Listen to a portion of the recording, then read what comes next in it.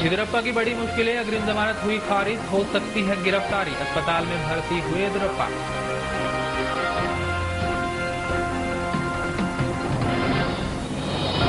गुजरात में Hiren Pandey murder case में असगर सहित 12 लोगों को गुजरात हाईकोर्ट ने किया बरी। कोटा कोर्ट ने 2007 में सुनाई थी असगर को उम्र कैद की सजा। राष्ट्रपति ने दिया खिलाड़ियों को पुरस्कार, नारंग को खेल रत्न तो ज्वाला गुप्ता को जहीर समेत 19 को अर्जुन अवार्ड। समारोह में अवार्ड लेने नहीं पहुंचे जहीर।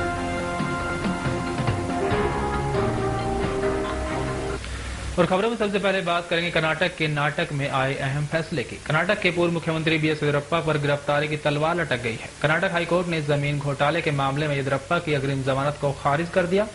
न्यायाधीश एन नारायण स्वामी ने येदियुरप्पा को लोकायुक्त कोर्ट में पेश होने का आदेश दिया था, जिसके चलते गिरफ्तारी के डर से येदियुरप्पा ने अग्रिम जमानत याचिका दाखिल की थी।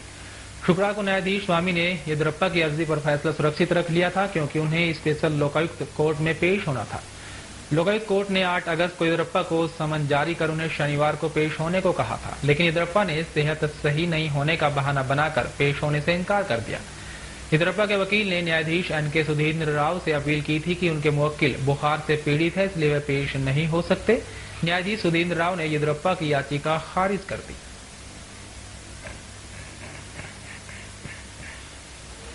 And the 2 days back, 3 days back, the matter heard in length, both sides, the reserved for order today. The Honorable Justice L. Narayan Swami today in open court pronounced the order, dismissed the petition filed by B.S. Yediyurappa. इधर Gujarat high court ने हिरेन पांडे हत्याकांड मामले में सभी 12 अभियुक्तों को हत्या के आरोप से बरी कर दिया है। 26 मार्च 2003 को इस हत्याकांड में मुख्य आरोपी असगर अली को भी सबूतों के अभाव में हत्या के आरोप से बरी कर दिया गया। हालांकि कोर्ट ने इन सभी को हत्या के प्रयास और आपराधिक साजिश रचने के आरोपों में दोषी पाया है। न्यायाधीश डी.एच. वघेला और न्यायाधीश जे.सी. उपाध्याय की खंडपीठ ने अभियुक्तों की अपील पर सुनवाई करते हुए ये निर्णय दिया। वर्ष 2007 में कोटा की विशेष अदालत ने इस मामले में इन अभियुक्तों को हत्या के आरोप में दोषी ठहराया था। पांडे की हत्या के मामले में कुल 19 लोगों को अभियुक्त बनाया गया था, जिसमें 15 की गिरफ्तारी हो पाई, 4 अभी भी पुलिस की पकड़ से बाहर हैं। गिरफ्तार आरोपियों में से 9 लोगों को उम्र कैद की सजा सुनाई गई थी। इस मामले में 2 अन्य दोषियों को 7 साल और एक को 5 साल की सजा सुनाई गई थी।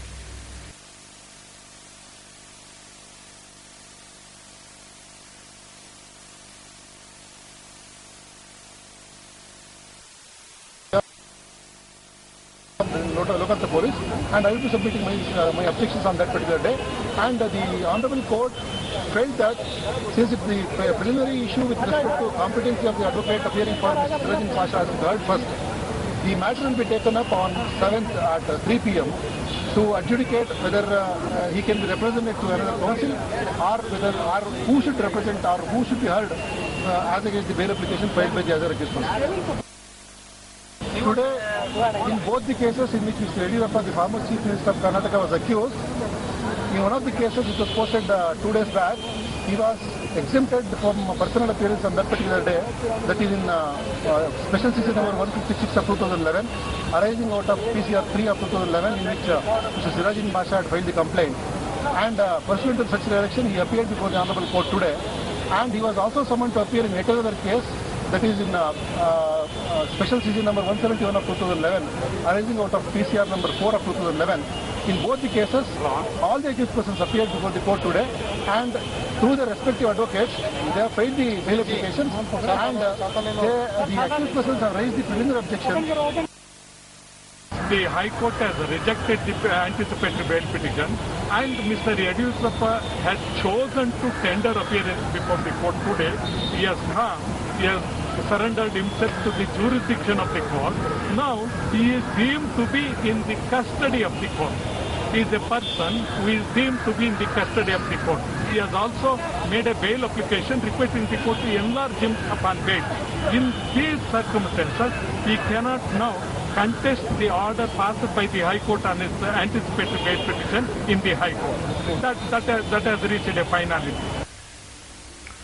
गौरतलब है कि 26 मार्च 2003 को गुजरात के पूर्व गृह मंत्री हिरेन पांडे की लो गार्डन के निकट उस समय गोली मारकर हत्या कर दी गई थी, जब वह सुबह की सैर पर निकले हुए थे। और इलाहाबाद हाईकोर्ट की पूर्ण पीठ ने उत्तर प्रदेश के नोएडा तथा ग्रेटर नोएडा में भूमि अधिग्रहण के अनेक मामलों की सुनवाई के लिए 12 सितंबर की तिथि निर्धारित की है। पूर्ण पीठ ने तिथि तक बिल्डरों, आवंटियों, राज्य सरकार, नोएडा अथॉरिटी प्राधिकरण और ग्रेटर नोएडा प्राधिकरण को अपने अपने शपथ पत्र दाखिल करने के भी निर्देश दिए। न्यायाधीश अशोक भूषण, न्यायाधीश SU खान तथा न्यायाधीश VK शुक्ल की पूर्ण पीठ 12 सितंबर से भूमि अधिग्रहण से संबंधित 491 रिट याचिकाओं पर सुनवाई शुरू करेगी। 4000 से भी अधिक किसानों ने 491 रिट याचिकाओं के माध्यम से राज्य सरकार तथा नोएडा प्राधिकरण द्वारा जारी विभिन्न अधिसूचनाओं को चुनौती दी थी। इनमें से लगभग सभी से भूमि अधिग्रहण अधिनियम के उन नियमों को हटाने की अपील की गई है जिनके तहत बिना किसी बात सुने सरकार ने जमीन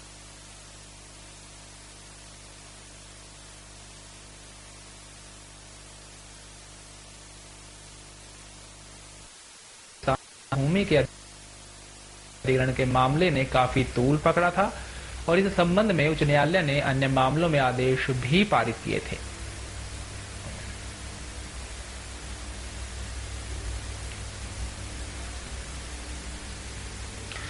और दिल्ली में बिजली की दरों में 22% की बढ़ोतरी के खिलाफ बीजेपी ने सोमवार को विधानसभा के पास प्रदर्शन किया। भाजपा सांसद नवजोत सिंह सिद्धू ने कहा कि एक आम आदमी ठगा हुआ महसूस कर रहा है।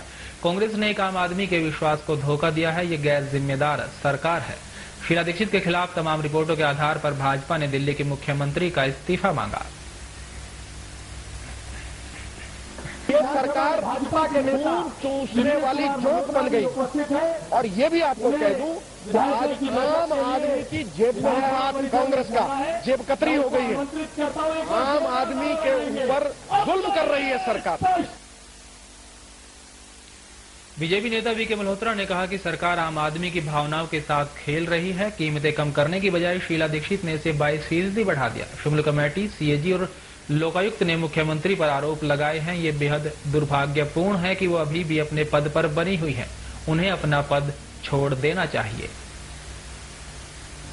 पहले दाम कम होने वाले थे, उनको कम नहीं होने दिया शीला दीक्षित ने और अब 22% बढ़ा दिया। तो गरीब आदमी और मध्यम वर्ग पूरी तरह से बर्बाद हो रहा। और इस सवाल को दौर से उठाएंगे परंतु शुक्ल कमेटी और CAG और लोकायुक्त तीनों ने शीला दीक्षित को आरोपित किया। इसके बाद उनका इस्तीफा न देना बहुत ही दुर्भाग्यपूर्ण है। उनके इस्तीफे की मांग जोरदार तरीके से करेंगे। साथ ही बीजेपी के महासचिव विजय गोयल ने कहा कि NDMC से खुद ठीक करे और फायदे में है। बढ़ोतरी आम आदमी के बजट को प्रभावित करती है। दिल्ली सरकार निजी कंपनियों के साथ बेईमानी का खेल खेल रही है। NDMC को खुद NDMC मैनेज करती है। वहां पर बिजली के दाम जो हैं वो BSCS और NDPL के दामों से कम है, पहली बात। और दूसरी बात यह है कि NDMC प्रॉफिट के अंदर है आज बिजली के मामले में लेकर। कुल मिलाकर दिल्ली की मुख्यमंत्री, उनकी सरकार प्राइवेट कंपनियों BSCS और NDPL के साथ घोटाला कर रही है। मैं इसको सिद्ध कर सकता हूं कि किस प्रकार से करोड़ों अरबों रुपए का घोटाला किया गया है जिसके कारण ये बिजली के दाम बढ़े हैं। और शीला दीक्षित ने शुक्ल कमेटी और CAG की रिपोर्ट पर अपना बचाव करते हुए कहा कि रिपोर्ट के आधार पर जो भी दोषी पाए जाते हैं उनके खिलाफ सख्त कार्रवाई की जाएगी। PAC की जो CAG की रिपोर्ट है वो इस हाउस की रिपोर्ट नहीं है, इसलिए उसको यहाँ टेबल पे रखना, ये स्पीकर महोदय ने भी कह दिया, that is not acceptable, it can not be done. Number 2, जो शुंगलू और PAC देख रही है और जहाँ तक शुंगलू कमेटी का ताल्लुक है उसको GOM जो गवर्नमेंट ऑफ इंडिया ने, प्राइम मिनिस्टर ने बनाई है, वो उसको देख रही है। बार बार हमने ये कहा है जो भी जहाँ पर कोई भी गलतियाँ या कमियाँ या होंगी उसको हम सामना करेंगे। और अन्ना की देखभाल कर रहे मेदांता अस्पताल के अध्यक्ष डॉक्टर नरेश त्रेहन ने सोमवार को कहा कि अन्ना के स्वास्थ्य में सुधार हो रहा है। इसके साथ इन्होंने बताया कि अन्ना के दिल की धड़कन 80 से भी कम हो गई है और अन्ना के स्वास्थ्य में पहले से काफी सुधार है।